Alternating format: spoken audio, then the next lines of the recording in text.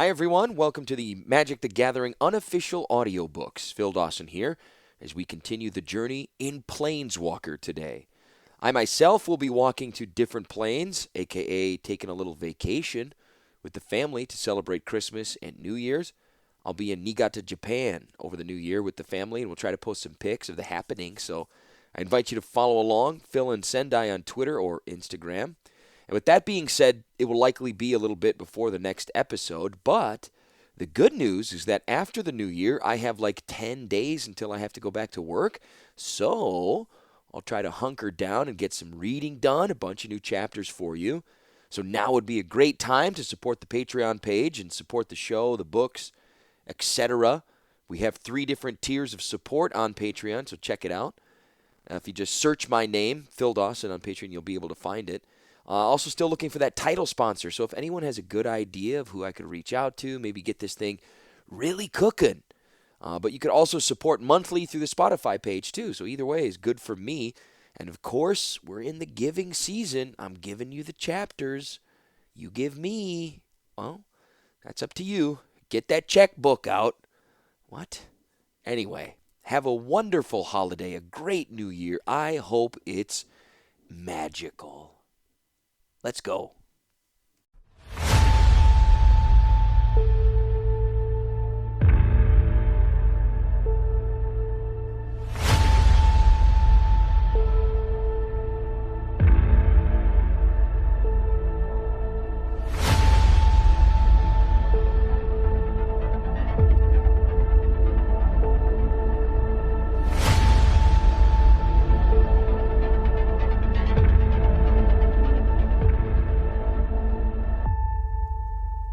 Chapter 7.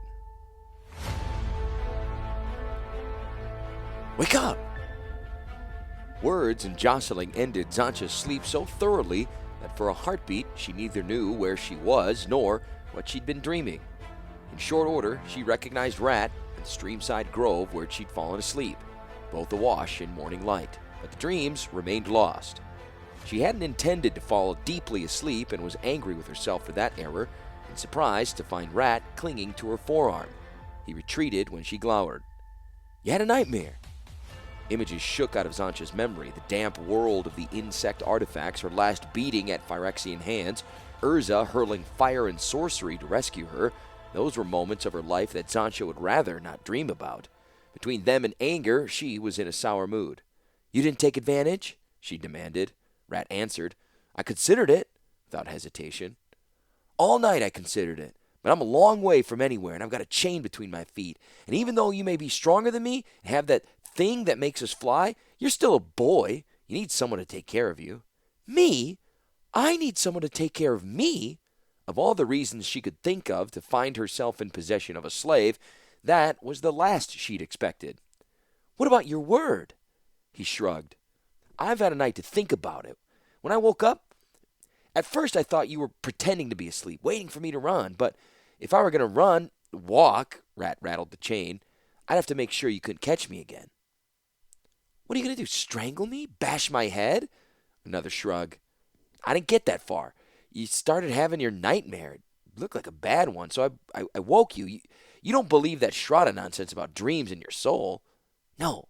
Zancha knew little about the Shraddha's beliefs, except that they were violently intolerant of everyone else's. Besides, Urza had said she'd lost her soul in the vats. Then why are you so cross-grained? I'm still here, and you're not dreaming a miserable dream. Zancha stretched herself upright. Azur's basket was where she'd left it, exactly as she'd left it, not a crumb unaccounted for. She separated another meal and tossed Rat a warning along with his bread. I don't need anyone taking care of me. Don't want it either. When we get to the cottage, your name becomes Mishra, and Urza's the one who needs your help. Rat grunted. Zancha expected something more, but it seemed that he discovered the virtues of silence and obedience, at least until she told him to sit beside her. There's no other way? He asked, turning pale.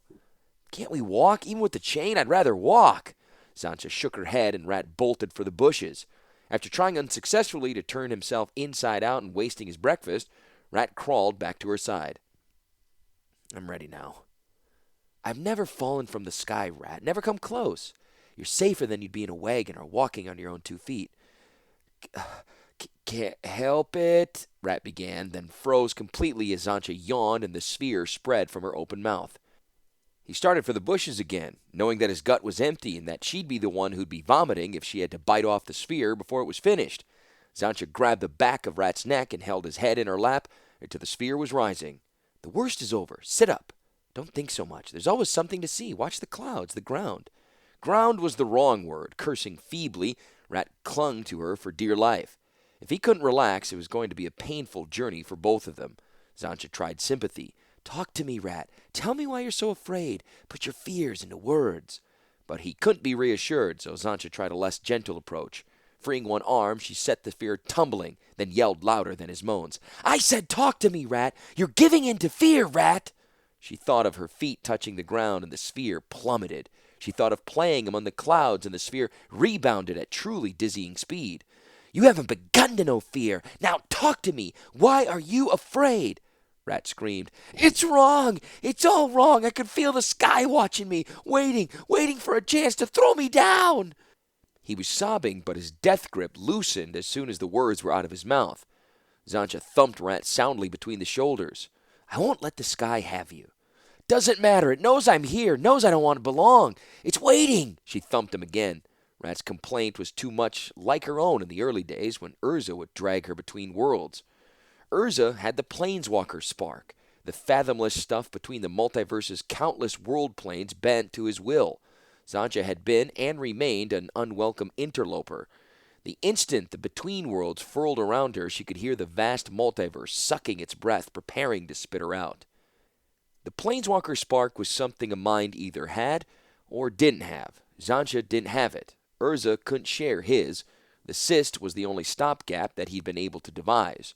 It didn't leave Zancha feeling any less like an interloper, but it did give promise that she'd be alive when the multiverse spat her out. She'd ask Urza to implant a cyst in Rat's belly, in Mishra's belly, but until then, there was nothing she could do except keep him talking. The sky above Effin Pincher wasn't nearly as hostile as the Between Worlds. There was a chance he'd talk himself out of his fears. She nudged him into another telling of his life story. The details differed from the second tale he told Azur's Wagon, but the overall spirit hadn't changed. When he came to the part where he'd found religious denunciations written in blood on the walls of his family home, the intensity of his feelings forced Rat to sit straight and speak in a firm, steady voice. If the Shraddha are men of Avahir, then I spit on Avahir. Better to be damned than live in the Shraddha's fist. That was the sort of fatal, feudal sentiment that Zancha understood, but she was less pleased to hear Rat declare, when your Urza's done with me, I'll make my way to Pincher City and join the Red Stripes. They've got the right ideal. Kill the Shraddha. There's no other way. They'd sooner die than admit their wrongs. Let them die. There are Phyrexians among the Red Stripes, Zancha warned. They're a much worse enemy than any Shraddha. They're not my enemy, not if they're fighting the Shraddha.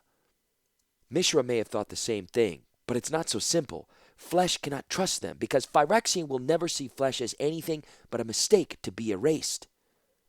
Rat watched her quietly. Flesh, we're flesh, you and I. Zancha pinched the skin on her arm. But Phyrexians aren't. They're artifacts. Like Urza's during the Brothers' War. Only, Phyrexians aren't artifacts. Their flesh has been replaced with other things. Mostly metal, according to the Ineffable's plan. Their blood's been replaced with glistening oil, so it should be. Blood cannot trust Phyrexians because blood is a mistake. His eyes narrowed. They studied a place far beyond Zancha's shoulder. Urza talked about thinking, but rarely did it. Urza either solved his problems instantly without thinking, or he sank in the mire of obsession. Rat was changing his mind while he thought. Zancha found the process unnerving to watch. She spoke quickly to conceal her own discomfort. Flesh, blood, meat, what does it matter? Phyrexia is your enemy, Rat. The Brothers' War was just the beginning of what Phyrexia will do to all of Dominaria if it can. There are Phyrexians in the Red Stripes, and you'd be wiser, far wiser, to join the Shraddha in a fight against them. It's just, Rat was thinking even as he talked. His mind changed again, and he met Zancha's eyes with an almost physical force. You said you smelled Phyrexians among the Red Stripes. My nose is as good as my eyes, and I didn't smell anything at all. You said flesh cannot trust them, but everybody was flesh, even Tukta and Garv. On top of it all, your talk about me pretending to be Mishra for someone you call Urza, something's not true here. Do you think I'm lying? Zancha was genuinely curious. Whatever you smelled back in Medrin, it scared you because it was Phyrexian, not because it was Red Stripe. So I guess you're telling the truth, just not all of it. Maybe we're both flesh, Zancha, but Avahir's truth, you're not my sort of flesh. I bleed, Zancha asserted, and to prove the point, drew a knife from her boot and slashed a fingertip. It was a deep cut, deeper than she intended. Bright blood flowed in a steady stream from finger to palm, from palm over wrist where it began to stain her sleeve. Rat grimaced. That wasn't necessary, he said pointedly, looking beyond the sphere. The first time he'd done that. Eventually a person would face his fears, provided the alternatives were worse. You know where to cut yourself. Zancha held the knife hilt where Rat would see it. He turned further away. You were thinking murder not long ago, she reminded him. Bashing me so you could escape? Rat shook his head. Not even close. When my family left Pincher City, my father learned to slaughter and butcher meat each fall, but I never could. I always ran away, even last year. He shrank a little, as if he'd lost a bit of himself by the admission. Zancha returned the knife to her boot. You believe me? She asked before sticking her bloody finger in her mouth. I can't believe you even if you're telling the truth. Urza the Artificer? Mishra smelling Phyrexians? This thing? He flung his hand to the side, struck the sphere, and recoiled. You're too strange. You look like a boy, but you don't talk like anyone I've ever heard before, Zancha. It's not that you sound foreign, but you're not effin'. You say you're not an artifact and not Phyrexian. I don't know what to believe. Whose side are you on? Urza's side, against Phyrexia. Her finger hadn't stopped bleeding. She put it back in her mouth. Urza's no hero, not to me. Whatever he did 3,400 years ago, his gods should still be punishing him for that. You throw a lot of choices in front of me, all of them bad, one way or another. I don't know what to think. You think too much. Yeah, I hear that all the time. Rat's voice trailed off. Whoever had chided him last had probably been killed by the Shraddha. All the time had become history for him. History and grief.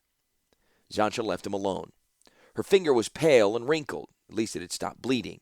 There'd been soaring west in a grasp of gentle drifting wind. Clouds were forming to the north. So far the clouds were scattered, fluffy and white. But north of Effenpincher was the endless sea where huge storms were common and sudden.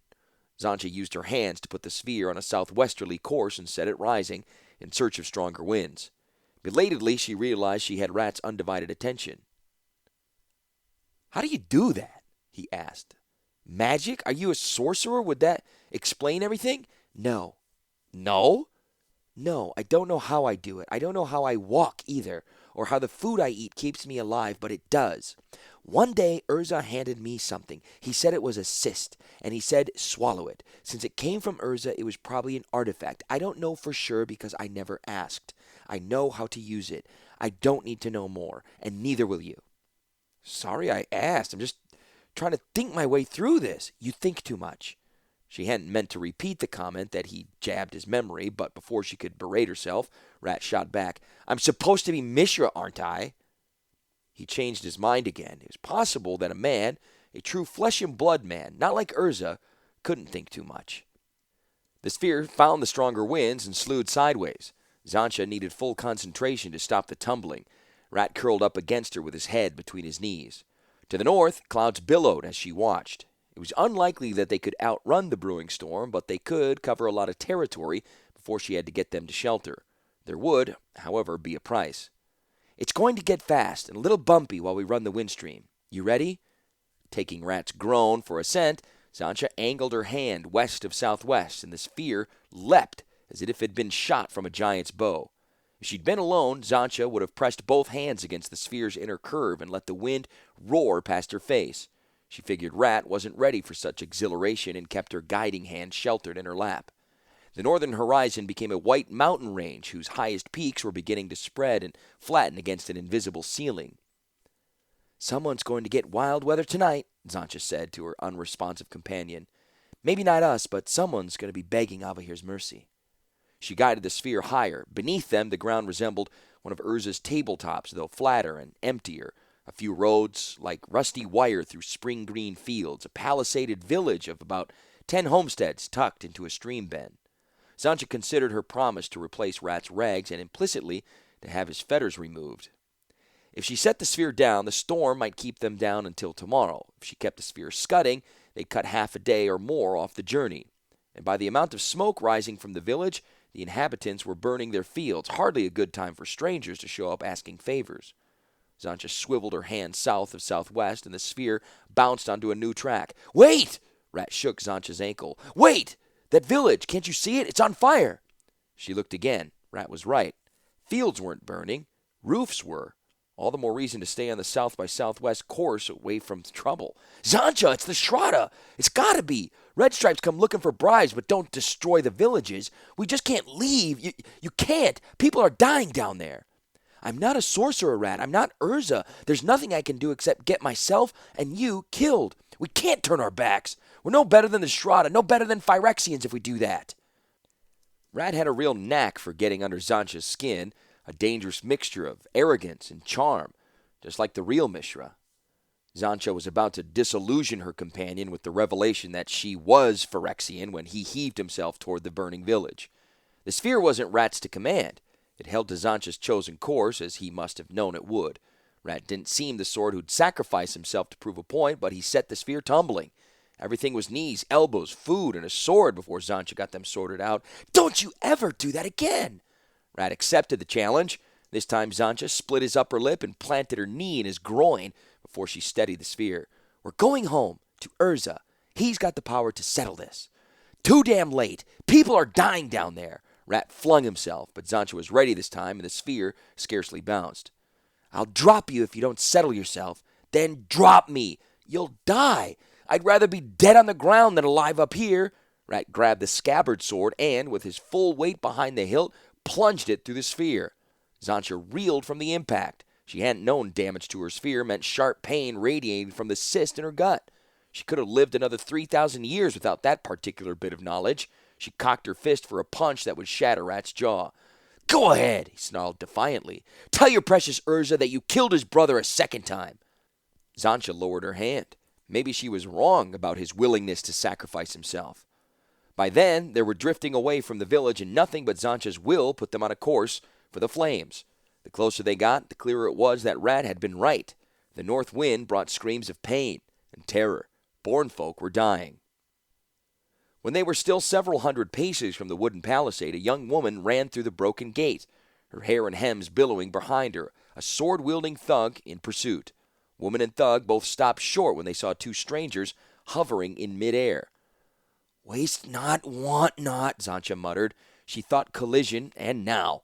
The cyst in her stomach grew fiery spikes, but the sphere plunged like a stooping hawk. It collapsed the instant it touched the gate-mouthed thug, leaving Zancha to strike with sufficient force to knock him unconscious.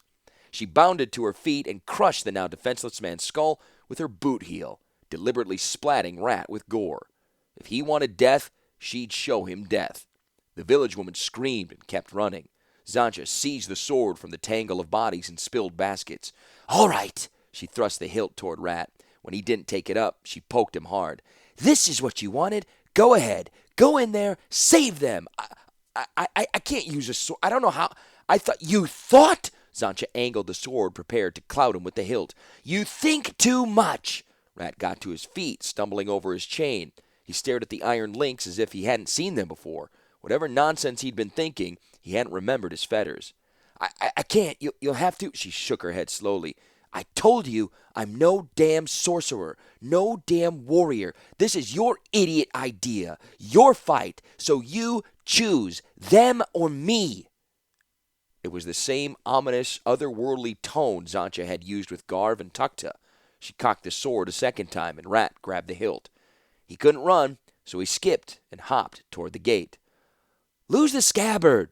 Zancha shouted after him, then muttered Phyrexian curses as Rat stumbled through the gate brandishing a scabbard sword. Rat was a fool, and fools deserved whatever harm befell them.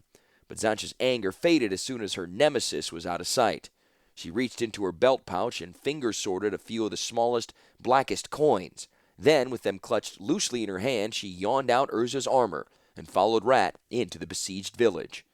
Not being a sorcerer wasn't quite the same as not having any sorceress tricks in her arsenal, and not being a warrior was a statement of preference, not experience. There weren't many weapons Xantcha didn't know how to use or evade. On other worlds, she'd routinely carried several of them, but not on Dominaria. She'd given her word. "I know your temper," Urza had said after they arrived. "But this is home, my home.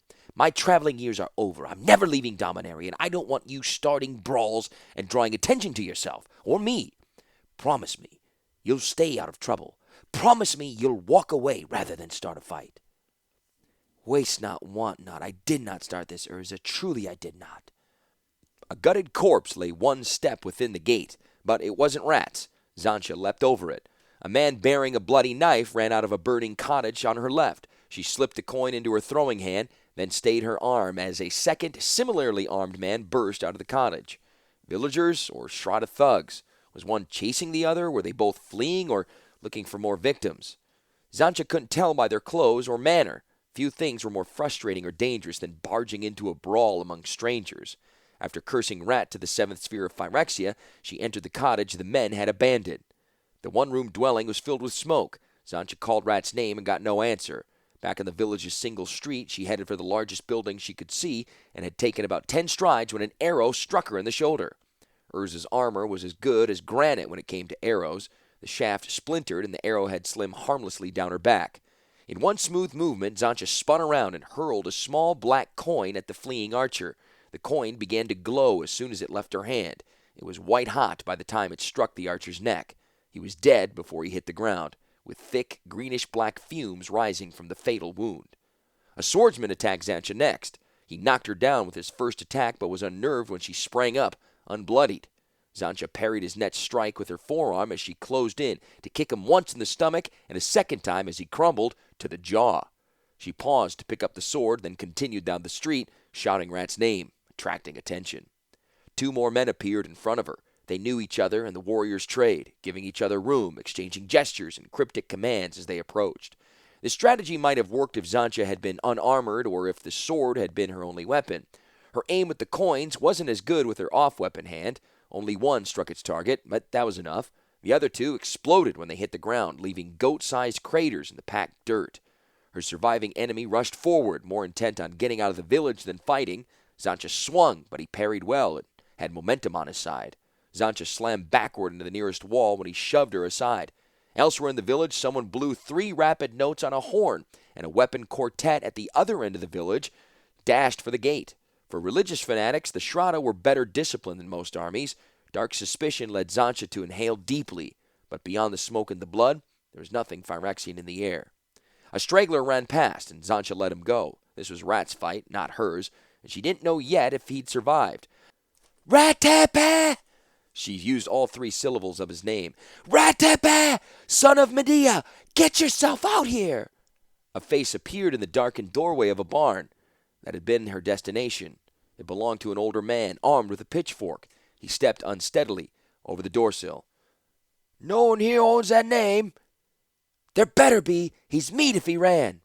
2 more villagers emerged from a barn, a woman clutching her bloody arm against her side, and a stone-faced toddler who clung to her skirt. "Who are you?" the elder asked, giving the pitchfork a shake, reminding Xantcha that she held a bare and bloody sword. "Xantcha, Rat and I were nearby." She threw the sword in the dirt beside the last man she killed. "He saw the roofs burning." They still were. The survivors made no effort to extinguish the blazes. A village like this probably had 1 well and only a handful of buckets. The cottages were partly stone. They could be rebuilt after the fires burnt out. The elder shook his head. Plainly, he didn't believe that anyone had simply been nearby, but Xantcha had laid down her weapon. He shouted an all's well that lured a few more survivors from their hiding places. Still no Rat. Xantcha turned, intending to investigate the other end of the village. The woman who'd fled, the one she'd seen descend in the sphere, was on the street behind her. Her reappearance, alive and unharmed, broke the villagers' shock. Another woman let out a cry that could have been either joy or grief. The returning woman replied, "Mother!" but her eyes were locked on Xantcha and her hands were knotted in ward signs against evil. Time to find Rat and get moving. Xantcha walked quickly to the other end of the village where a whitewashed temple held the place of honor. The door was held open by a corpse. Given who was fighting Nephin Pincher, Zancha supposed she shouldn't have been surprised that the temple had become a charnel house. She counted 10 men, each with his hands bound and throats slit, lying in a common bloody pool. There were more corpses, similarly bound, sprawled closer to the altar. But she spotted Rat staring at a wall before she'd counted them. "We've got to leave." He didn't twitch. The scabbard was gone. The sword blade was dark and glistening in the temple's gloomy light. Rat had probably never held a sword before Zancha made him more afraid of her than death. Odds were he'd become a killer, if not a fighter, in the past hour. A man could crack under that kind of strain. Zancha approached him cautiously. "Rat? Ratipe?" The wall was covered with bloody words. Zancha could read a score of Dominarian languages, most of them long extinct, none of them effin. "What does it say?" "Those who defile the Shraddha will be cleansed in their own blood. Blessed be Avohir, in whose name this has been done." Zancha placed her hand over the sword-gripping hand. Without a word, Rat released the hilt. "If there are gods," she said softly, "then thugs like the Shraddha don't speak for them." She tried to guide Rat toward the door. He resisted quietly but completely. Mortals, men who were born and who grew old, saw death in ways no Phyrexian newt could imagine, in ways Urza had forgotten. Zancha had exhausted her meager store of platitudes. "You knew the Shraddha were here, Rat. You must have known what you'd find." "No." "I stopped at other villages before I got to Medrin. You weren't the first to tell me about the Shraddha. This is their handiwork." "It's not." Rat shrugged free. "It's time to leave." Zancha grasped his arm again. Rat struck like a serpent, but did no harm, only because Zancha was a hair's breadth faster in jumping away. She recognized madness on his tear-streaked face. All right, tell me, talk to me. Why isn't this Shraddha handiwork?" "Him!" Rat pointed at an isolated corpse slumped in the corner between the written-on wall and the wall behind the altar. The man had died because his gut had been slashed open. But he had other wounds, many other wounds, none of which had bled appreciably. Zancha, who fought and sometimes succumbed to her own blind rages, knew at once that this was the man, probably the only man, that Rat had killed. "All right, what about him?" "Look at him! He's not Shraddha."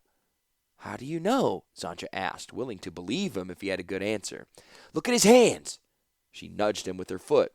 The light was bad, but they seemed ordinary enough to her. "What?" "I see nothing unordinary." "The hands of God. The Shraddha are Avahir's avengers. They tattoo their hands with Shraddha verses from Avahir's holy book."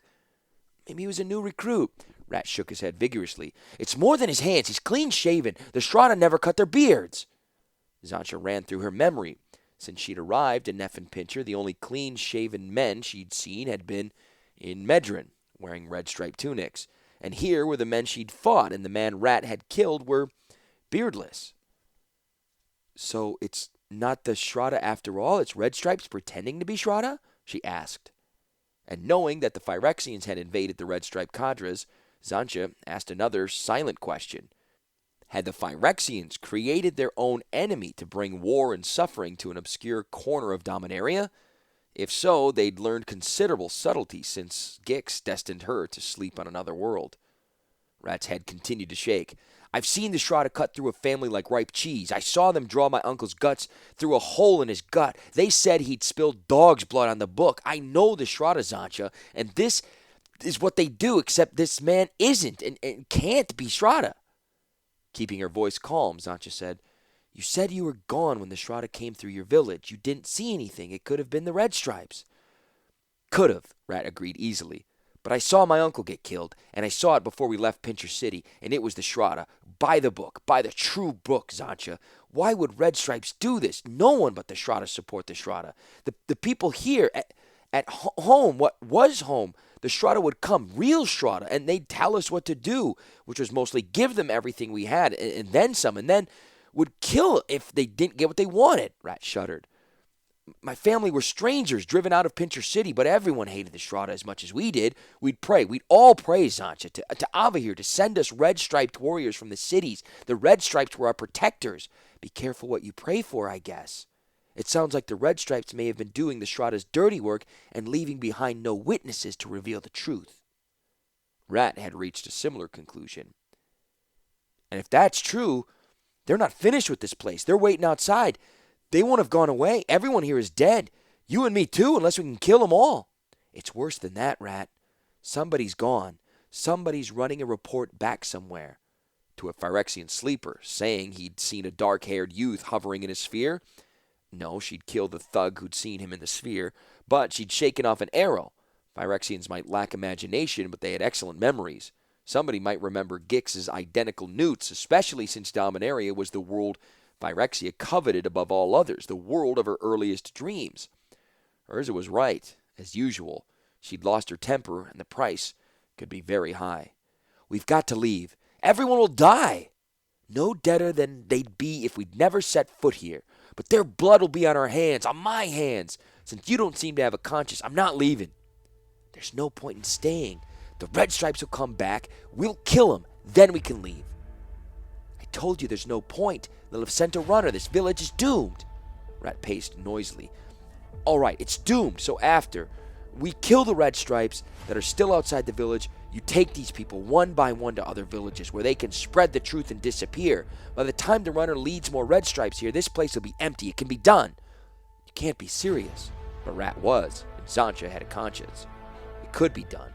First came a long, violent night roaming the fields outside the village with her armor and a sharp knife, followed by 3 days of burying the dead and another 5 of ferrying frightened survivors to places where they could spread the truth about the Shraddha and the Red Stripes, then disappear.